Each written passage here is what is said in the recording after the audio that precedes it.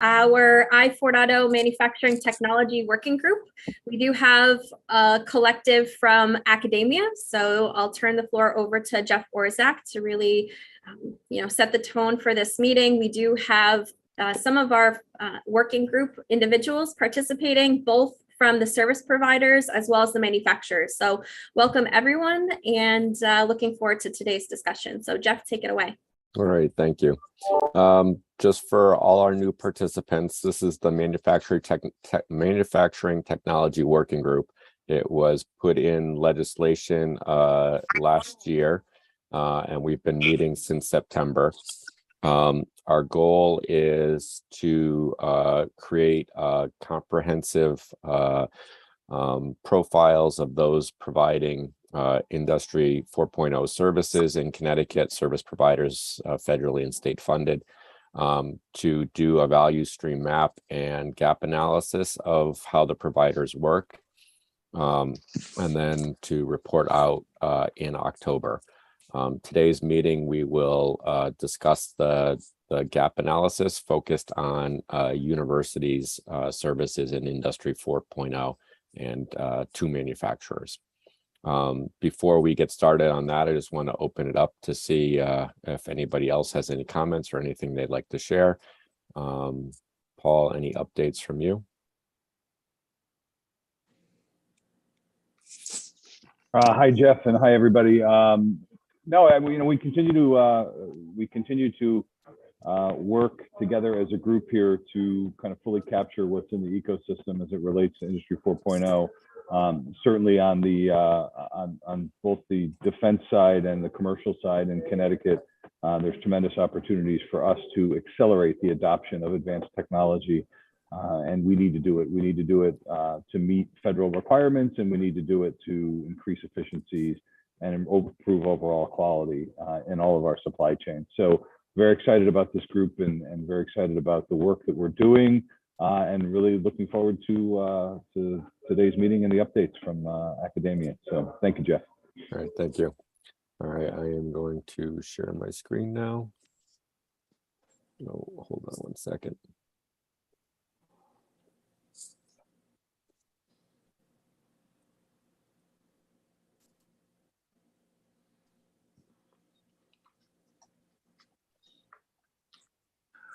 All right.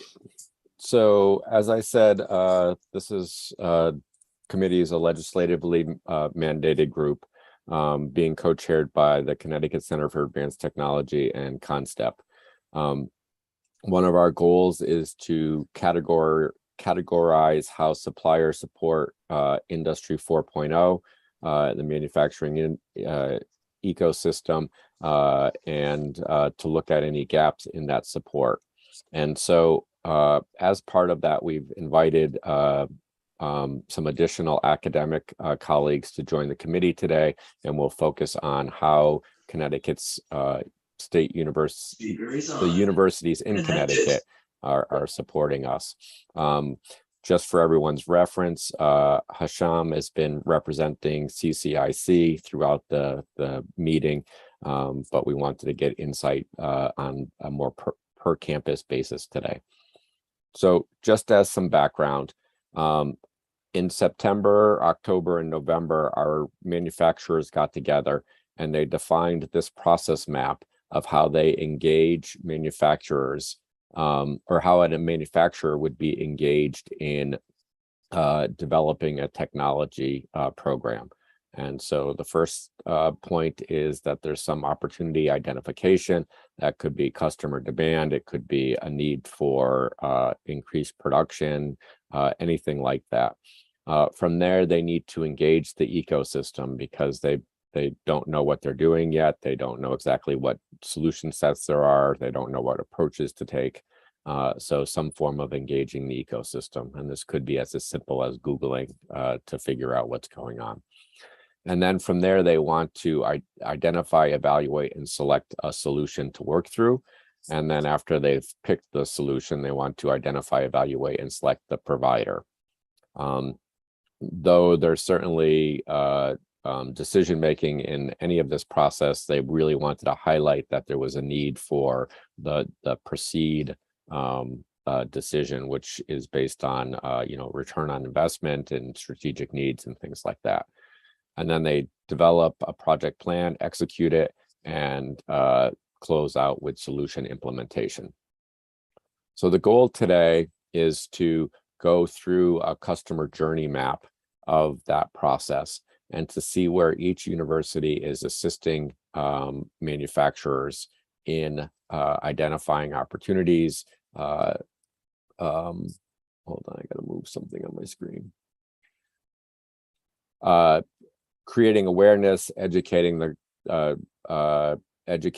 manufacturers, helping them with discovery of solution sets and providers, consideration of making decisions, and then implementation.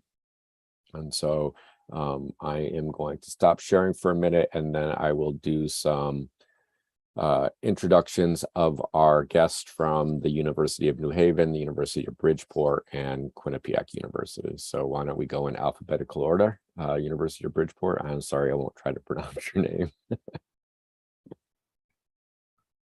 Hi, this is Sarosh Patel. I'm a faculty member at the University of Bridgeport School of Engineering.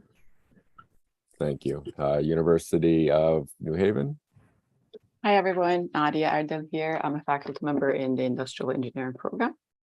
All right. And Quinnipiac University. Good morning, all. My name is Sean Bao. I'm the Director of Career Development from the School of Computing and Engineering at Quinnipiac. Thank you. And then just to make sure everyone knows their cohort, I'll go through the rest of the university representatives that are online. And I don't know if I can do this one in alphabetical order. Let's see, Kylene, I guess you might be next. Sure. Hi, everyone. Kylene Paris. I'm the Assistant Dean for Administrative Operations and Strategic Initiatives at the UConn School of Engineering. Thank you. Is Karen still online? Oh, there you are, Karen. Yes, I'm here. So Karen Usina Birch, I'm with Connecticut State Colleges and Universities, representing our College of Technology and our National Center for Next Generation Manufacturing. So hello to everybody. Thank you, Karen. Hasham. Hello, everyone. Hisham Al-Najjar. I'm the Dean of the College of Engineering, Technology, and Architecture at the University of Hartford. I've been representing CCIC.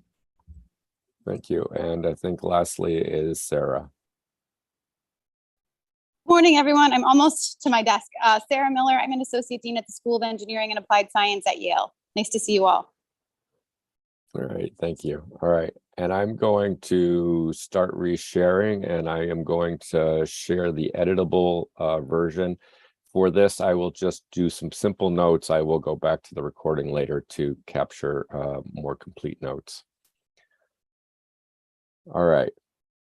So wanted to first get input from the universities on how they're helping to create awareness around Industry 4.0 opportunities and activities on their campus and supporting manufacturers in that way. So if anybody's got anything they want to add, they can just jump in and tell me your university name and then a short description of what you're doing.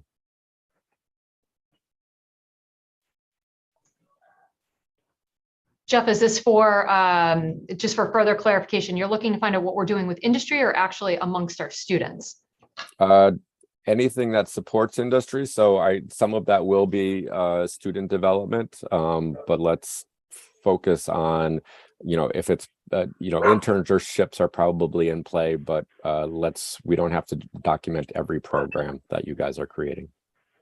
Okay, I'm happy to kick it off since I'm on speaker right now. So one of the things that we've actually recently begun that I would love to highlight with the group is at our tech park, we've been working closely with Paul to be able to create various roundtables where our business development person that's over at our tech park, it's usually anywhere from, 10 to 20 folks that are brought into tech park, and it's a couple of hours of kind of introductions and also the opportunity to walk around and see what our tech park has to offer, as well as meeting with key faculty. So that's one piece.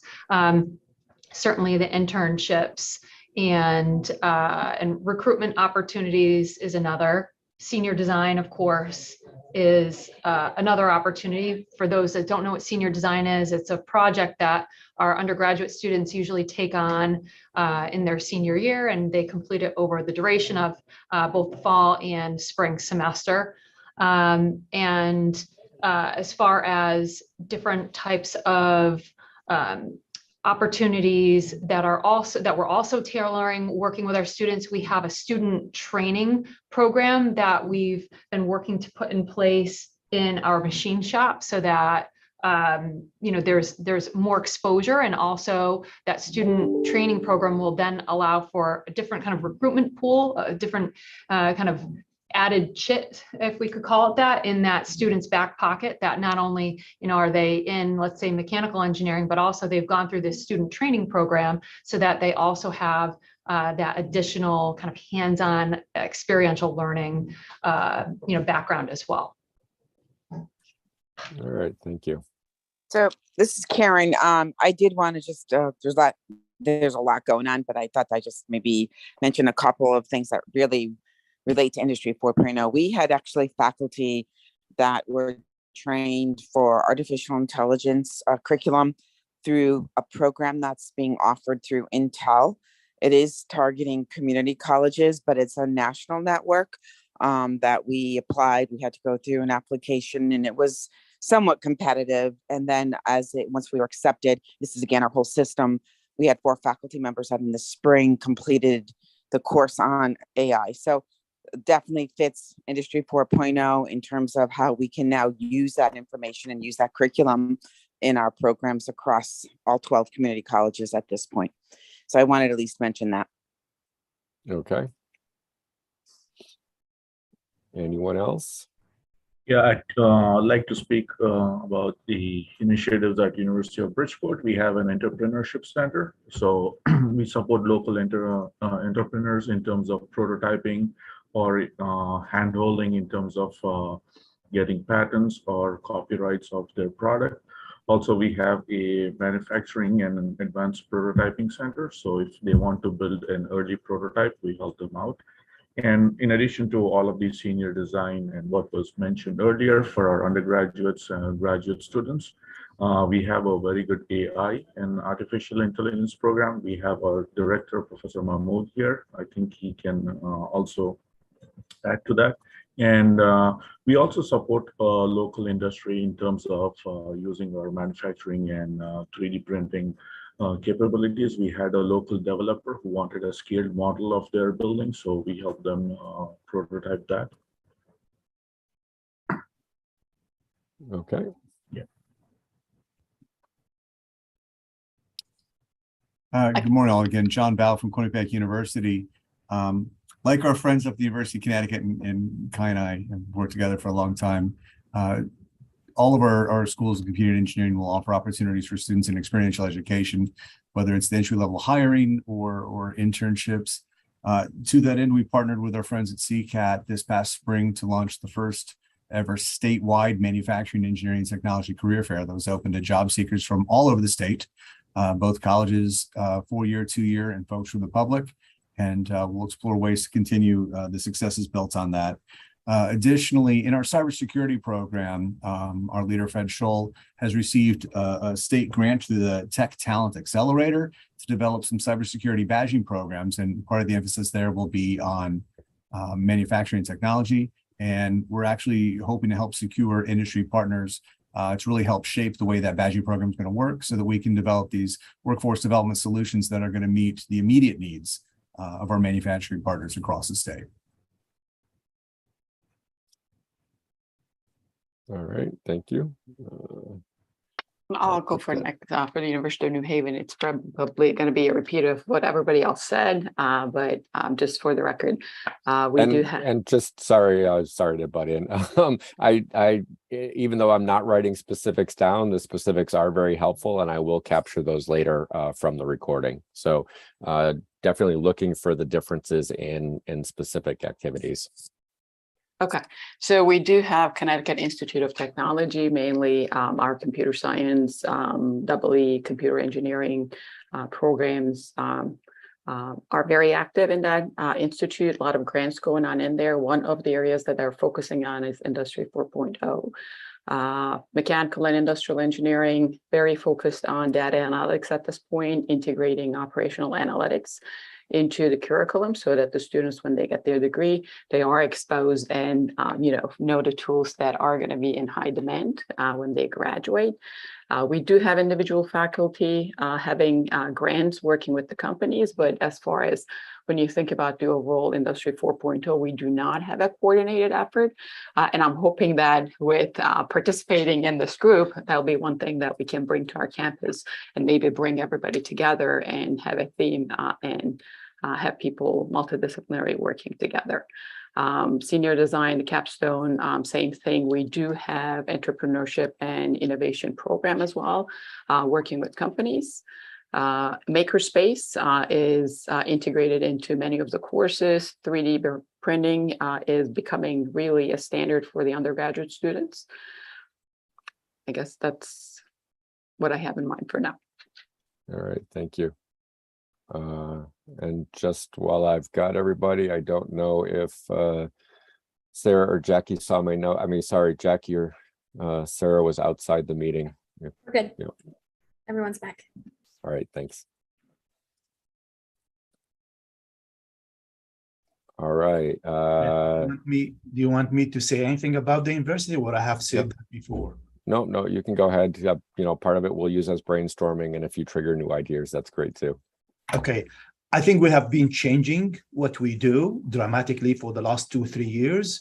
All students first year being small, we have new makerspace, new building, and we are emphasizing laser cutting, 3D printing available to students. And we hope by the end of the first year, all those skills are part of all engineering programs. Senior project is a must, and we are going to, hopefully this year will be 100% industry sponsored. About 65% of our students, by the time they graduate, they have had at least one internships with the local industry or where their home is at home. I think the emphasis has been on the students grow, prepare them better in the technology, in cybersecurity, in Internet of Things, in robotics and automation. And we have local partners that we have been working with to develop our labs, and they have been very supportive industry partners. On the industry side, I think we have done a lot of programs, police department training on noise control, to manufacturing metrology, robotics, automation consultation. And we signed NDA with the companies on the spot, and we have been very fortunate in that area. The nice thing about it with students, so anytime our faculty work with companies, with local companies, there are students involved, and we continue to expand in the area of cybersecurity, Internet of Things, and automation, which we believe will support the Industry 4.0 initiative. That's what we are talking about. Thank you. All right, thank you. Sarah, I take it you're in, and would you like to say anything about Yale? I mean, yeah, sure. Maybe one thing I'll just add is that we've been working hard to try and make engineering accessible to all students here, not just our engineering students. So we've got a Center for Engineering, Innovation, and Design that's open to all students at the university. Includes the machine shop, wet lab, wood shop, a studio for physical prototyping. And it's been one of the most popular draws to our engineering school because students from all disciplines, including the arts, have been excited to come in. And even Paul got a chance to stop by not too long ago. All right, thank you. I actually connected Hisham with you guys on that one because of their interest too. All right, so as we went through this, certainly not surprisingly, training is a strong activity, and it's nice to see that it goes all the way through helping manufacturers identify solutions, potentially in the internships where the engineering students can bring new ideas. Maybe we can take some time to discuss any gaps we see in what we're doing. Part of what this working group is trying to determine is what gaps there are and how the state can potentially help address those gaps and bring us together to more fully support manufacturers. So if you guys can think about places where we have gaps in what we're currently doing and how universities might be able to address those ideas that you haven't implemented, but consider fruitful.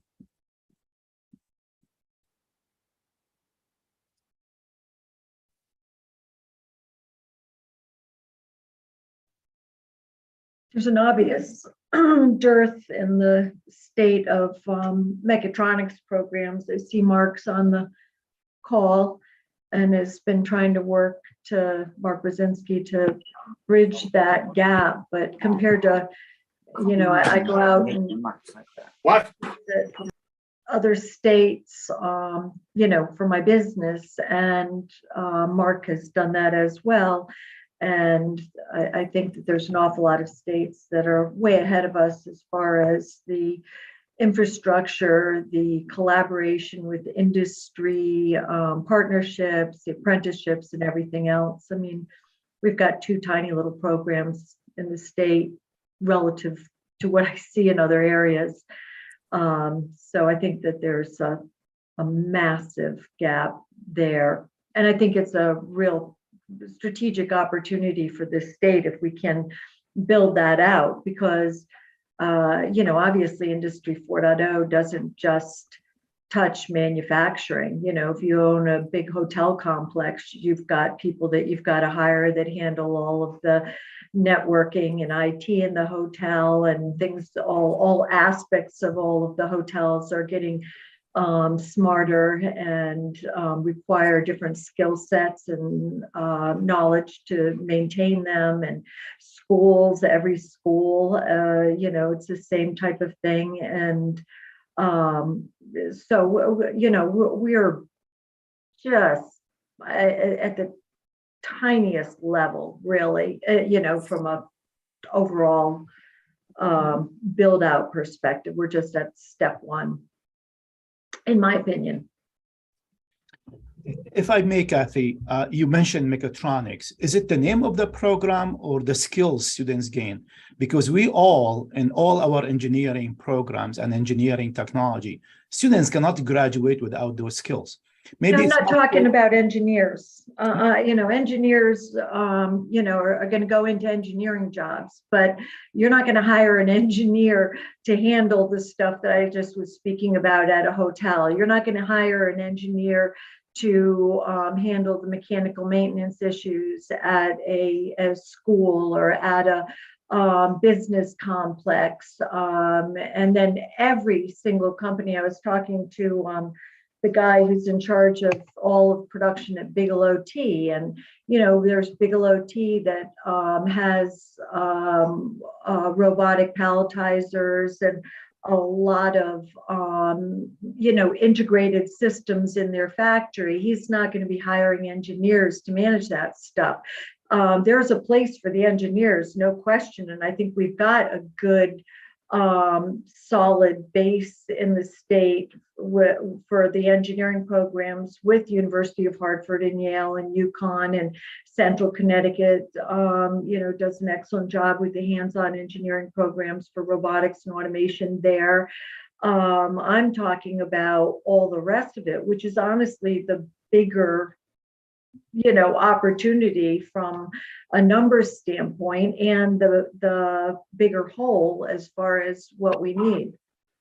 Just think about Sikorsky and the number of people that they're going to be needing, and they're not CNC operators. I mean, certainly they do need those, and they know where, they go to Emmett O'Brien and Platt Tech to get those people, but they're going to need a lot of people who have really good training in pneumatics, hydraulics, electronics, electrical, programming, PLCs, all of that. And that's the piece where they're not going to be hired. They will certainly hire engineers, but they're going to be hiring a whole bunch more of people that they're looking for that would have stackable certificates and actual apprenticeships in mechatronics. And that's the area where we, really just have next to nothing compared to some of the other states that I'm visiting. Florida, Ohio, Tennessee. They've made a bigger investment in that area, and I think that's an area that we really need to focus on. Thank you.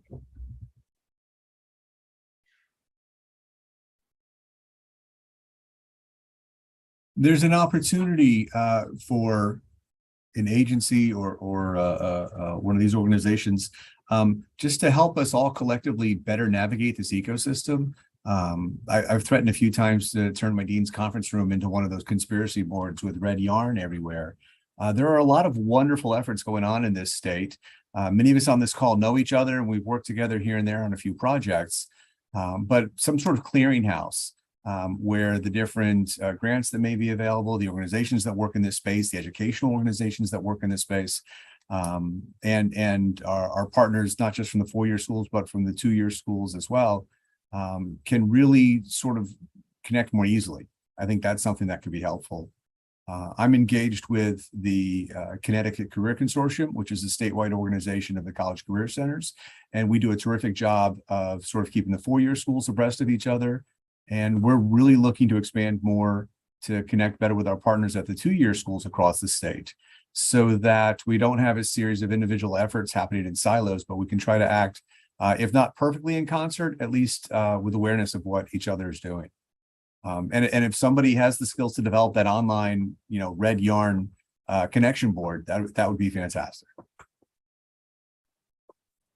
Paul LeBoy is actually, working in that area and a whole strategic plan. And I know that the Connecticut Manufacturers Collaborative, made up of all the trade associations, has been focused on that since its inception. And now we have the regional sector partnerships that are also talking about the same thing. So I think, Paul, you probably, have some information on where we're at with that. I know steps are being taken, and there's some money finally, which is awesome, to put towards that. But if you could catch us up. Sure. So, John, it's interesting. The timing on this is interesting because, the key group that we need to engage is we need to engage industry as well, and industry at I would think all levels throughout the ecosystem. I'm actually having a dialogue with the head of training and education at Pratt & Whitney and Raytheon, asking the same question: how can we bring the education system and the workforce training system at our manufacturing operations together into a group where we can sit and talk about what future needs are. And we do that, we do that on I certainly do that on a case-by-case basis, right? I mean, if I have a manufacturer that's within the Quinnipiac footprint and they're telling me they have a need for engineers, I connect them with Lynn Byers, I connect them with you, John, and, and the same, and do the same to try to make sure we're doing that. But the one-offs, are not really efficient. So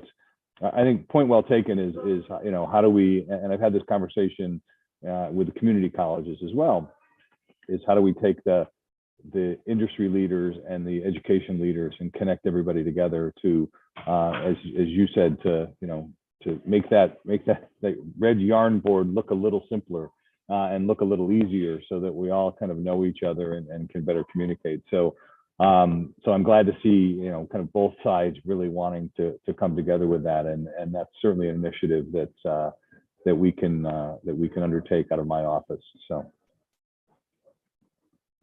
And this spreadsheet that Jeff's putting together here, this chart, is a fantastic step. I think there's a strong willingness on all parts to work together, and it's just not knowing how to make those connections.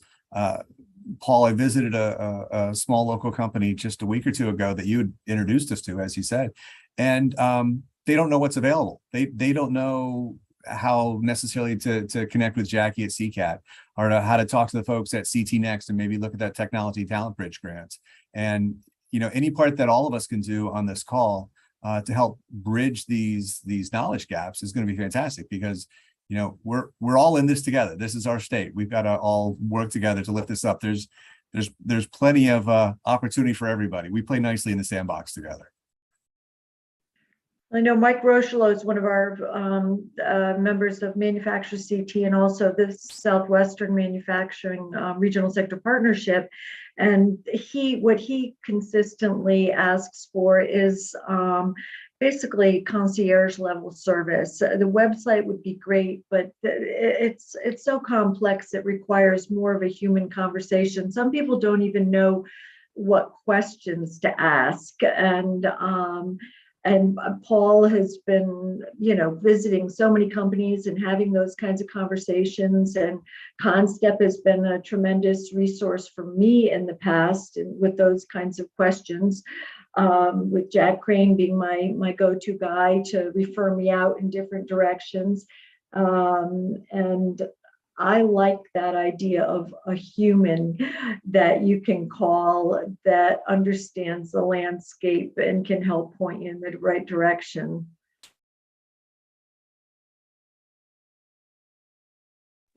Maybe some of our other manufacturers who are on board can talk about what they'd like to see from the university community, how they can be more helpful in connecting with Industry 4.0 technologies. I'd just like to echo Kathy's statements about the engineering level programs. I think are up to snuff and some are leading around, but both from the technical high school level to our community college level, those technicians, the people who are hands-on that are actually going to do the work, is where we are lagging other areas of the country. And I think creating that pathway from the technical and comprehensive high schools through the 2-year schools into an engineering program if the student so chooses. But if they want to get off at any of those stops, they be able to have the skills to get a good technical job in the Industry 4.0 environment that we're heading into. All right, thank you, Mark. We have so many challenges in that area. You think about number one in the comprehensive high schools, really the executives, the people running the systems are rewarded for number of students that go on to college. And then now, even with the technical high schools, there's some pressure, and those were designed to get young people out straight into trades. But there's some pressure to have the kids go on to college, and they can, and that's fine, and most of us will help pay for it. But ultimately, there is that middle area that Mark refers to as the technicians. And you think about, like, we've got Whitman Battenfield here, and ABB, and Bausch Strobel, and Bauer, and there's so many companies here that are either OEMs or they're integrators, and they're all needing those people, whether it's to work to work in their factories or to be going out and doing machine setups and everything. And if we can find a way to make it okay for community colleges to have students come through and not, certainly it's always an option, and there's money for them to do it, but for the students to go in to trade specific training as opposed to a 2-year degree, and not have the academia and the people in charge be failing by numbers when they're really succeeding by providing people with good living. And then there's problems with getting the people from the comprehensive high schools into the tech, or the middle schools into the tech schools, because there's a disincentive, since the money follows the student, for the superintendents and principals to really put a lot of effort into exposing young people to these opportunities. So there's, Deming said, fix the first 15% of a system and you get 85% of the bang for your buck. And from my perspective, if we value stream map this system at the education level, we've really got to look at how success is measured at the highest level, and be able to have a president of a college be looked at as a success when, you know, he's graduating 300 kids a year out of certificate programs, not necessarily 2-year degrees. It's a very, very difficult and complex problem, but we can do it. And there's great models out there. I've been talking to Paul. I'd love to get people to go out and take a look at some of these models. Okay, I'll let you guys take that offline. One thing I wanted to look at here is and you know, part of this could just be how I filled out the chart, and so it doesn't need to be definitive, but we're definitely leaning towards the early stages of a company's engagement with Industry 4.0 on this. Maybe some of the internships and deployment part could be moving into the other sectors as we do that. But certainly I think from a university supporting the deployment, it seems to be on the early parts of the process. Any thoughts from our university practitioners on how, if there's places where they could contribute more to some of the stuff on the later parts of it, for example, return on investment analysis or project management support?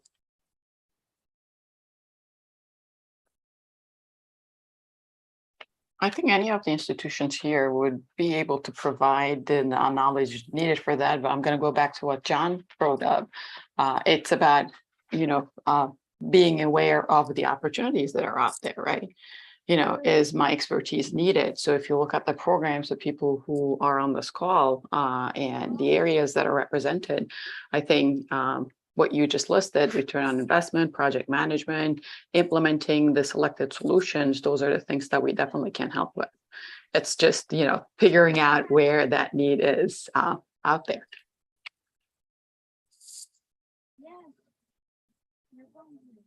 All right, thank you.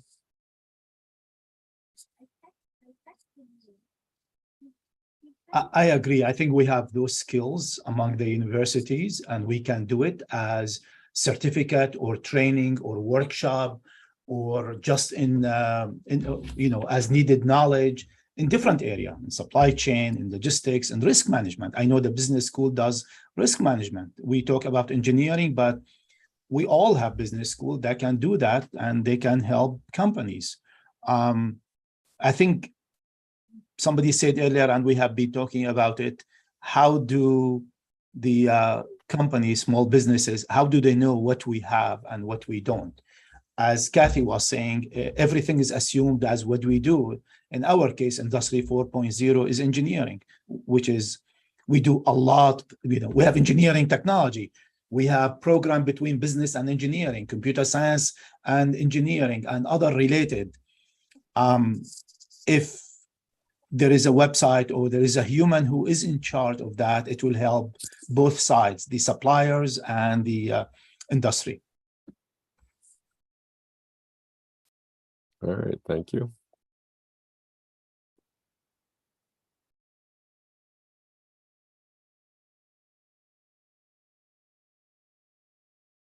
And just want to add on that thing, you know, when we work with companies, it's always, it's a branch start with every single one if you haven't done a project with them before, right?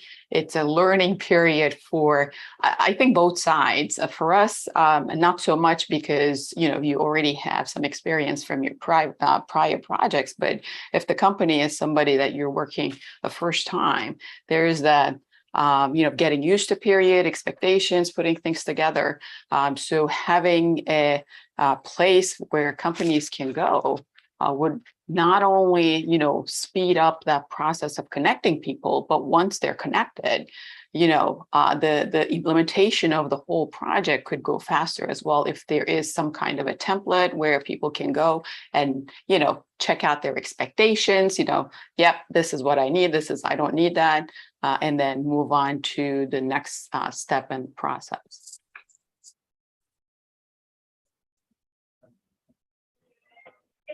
Now, I will give everybody just a quick update. We have under development a website that is going to be driven by a database, and it is a problem solution database. So manufacturers will be able to tap into that, put in exactly what they're looking for, and will be able to come back with a solution provider for the problem they're looking for. So if they say, for example, I need to find new people, we'll be able to connect them to workforce boards. We'll be able to connect them to the right resources that they're going to need to be able to fill those jobs and responsibility and fill the jobs and help solve their problem. I need grant funding, we'll send them over to TCAT.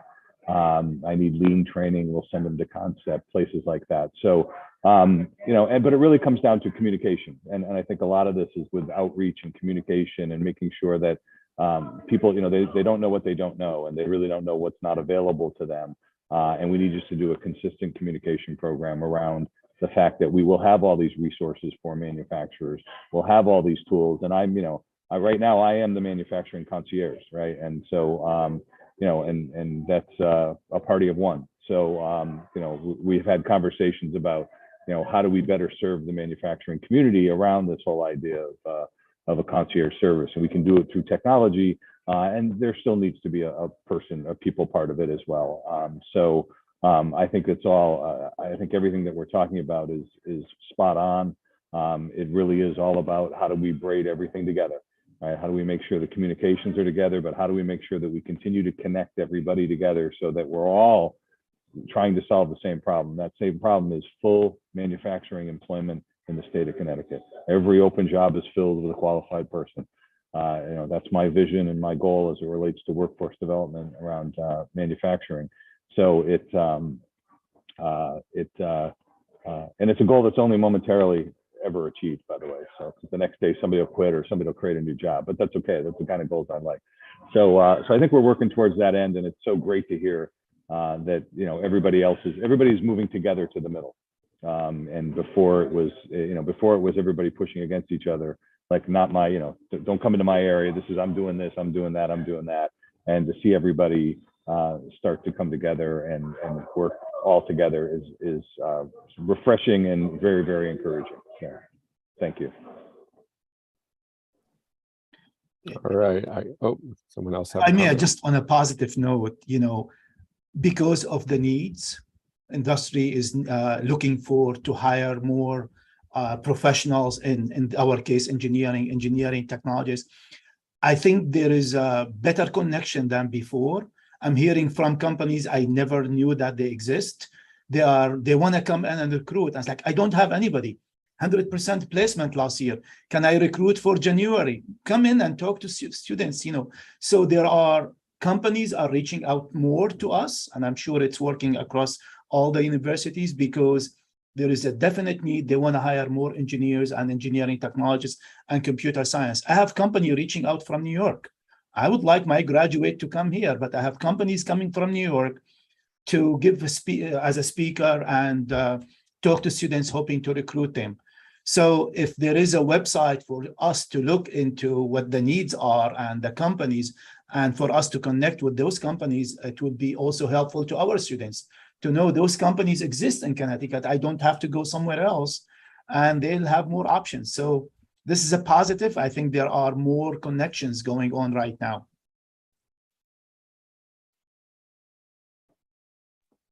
All right, thank you for that.